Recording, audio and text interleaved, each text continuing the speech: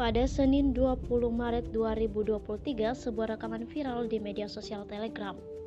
Dalam rekaman tersebut menunjukkan kerja tempur dari para personil Korps Angkatan Darat ke-1 Rusia di Donbas yang lagi-lagi menyelesaikan misi untuk menghancurkan peralatan juga personil militer Ukraina.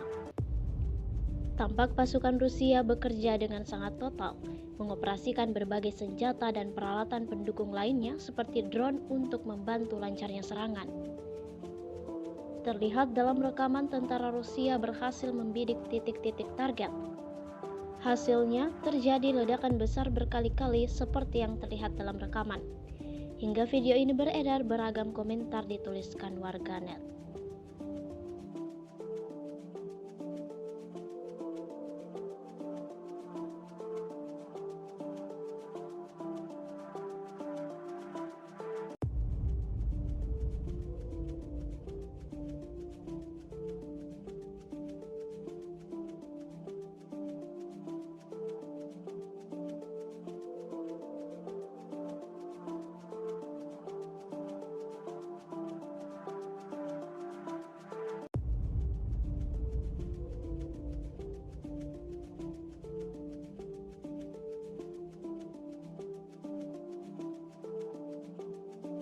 Terima kasih sudah nonton.